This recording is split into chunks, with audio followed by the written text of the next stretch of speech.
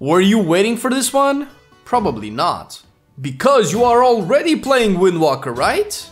Right? I mean, it's the DPS spec on the Monk class, and everyone is playing DPS.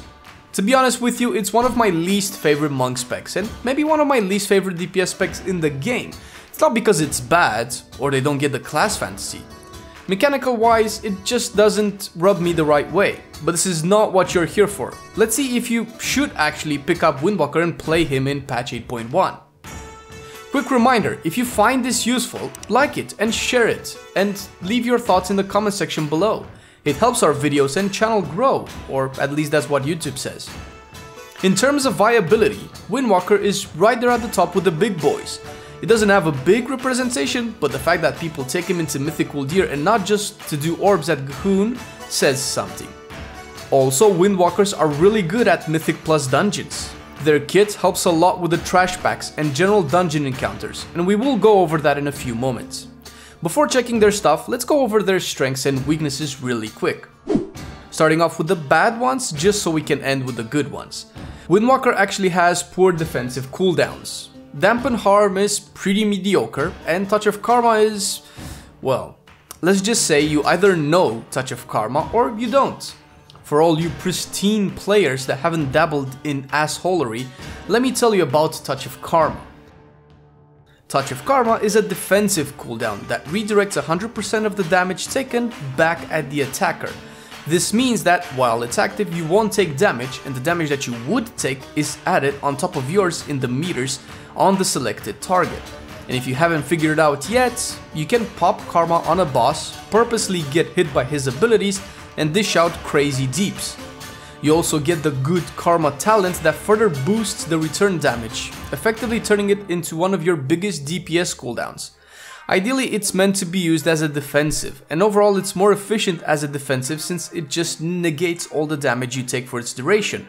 But the return damage component... so hard to decide how to use it.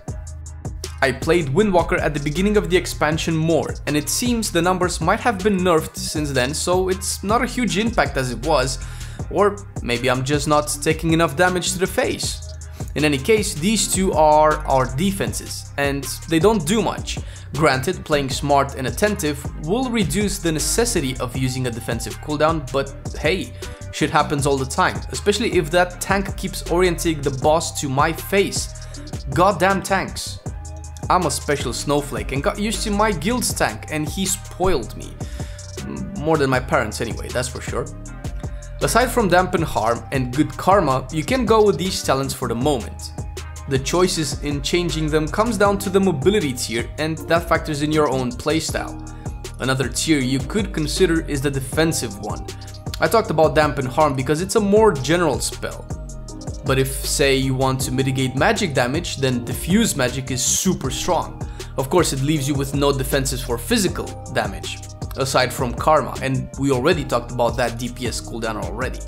But hey, we have strengths to talk about as well. It's no secret that Windwalkers are mobile, and they are mobile. They can pretty much give Demon Hunters a run for their money with their 2 roll charges, Flying Serpent Kick, passive move speed, and Transcendence, which I'm still super bad at using properly. So yeah, mobility is a safe trait to be classified as a strength. In terms of CC tools, pretty much the same as Brewmaster. Since you'll be running good Karma, you might not have Ring of Peace, so keep that in mind. If your group needs the ring, you're probably better off taking it instead of good Karma.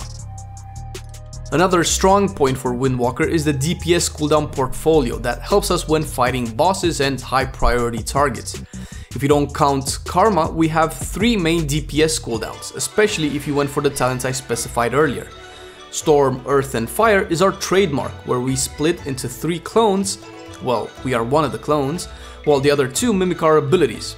Each clone does 45% of the normal damage. Added up, it's a strong DPS cooldown with 2 baseline charges.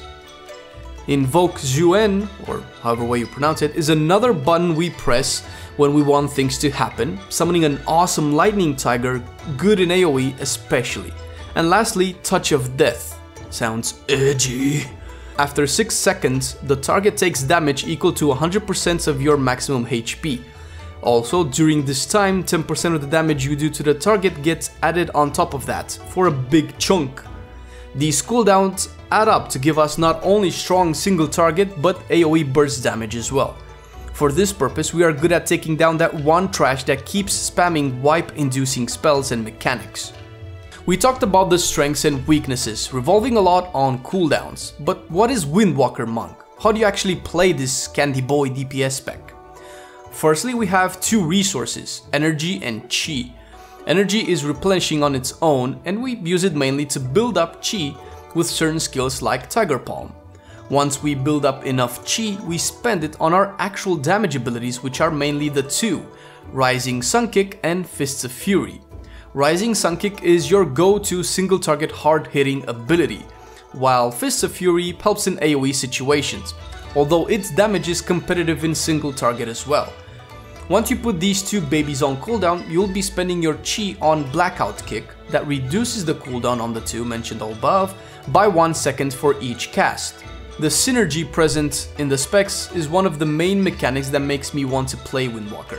It feels rewarding to pull off a rotation perfectly, to have proper usage of Rising Sun Kick and Fists.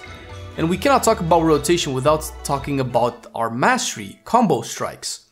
What this mastery does, essentially, it buffs the damage of your next ability as long as it's different than the one that you've just casted. So yeah, you see how this whole thing puts you in a roller coaster cart taking you along for the ride. Sometimes you might be forced to press Blackout Kick twice in a row or just sit there for energy for Tiger Palm. Not the end of the world, but this is where perfecting your rotation comes in. The better you are at managing your energy and chi, the fewer times you need to press inefficient buttons. It's worth noting that we have some sustain with Vivify and Chi Burst, but that sustain is active, meaning we need to stop DPSing and cast the healing spell. I know, what a chore. Well, to be honest, enhancement shamans can do this without wasting time, only Maelstrom, and their heals are pretty much instant. A general overview of Windwalker is that it's a very fast spec, so the GCD change doesn't feel as strong as it does with other classes. The playstyle revolves around a really well-made synergy between spells and passives, and if that's your thing, then go for it. As far as performance goes, Windwalker is obviously doing great, so you shouldn't have a problem finding groups. It doesn't seem like patch 8.1 will change that, so the verdict is play it. If you already have a monk at 120, it's easy enough to switch the spec and give it a run. Personally, it's not my cup of tea, but I cannot deny it feels great pulling off the combo strikes and hitting that karma button. What monk spec do you plan on playing in 8.1, if any? Also, I would really appreciate if you guys hit that like and subscribe button. When I go to bed at night, I have dreams about people clicking the notification button. So there's a lot of good energy in that area that I put out into the universe. And with the karma going on for everyone, it's bound to come back to you as well. Unless they nerf karma. RIP. See you in the next video. Peace!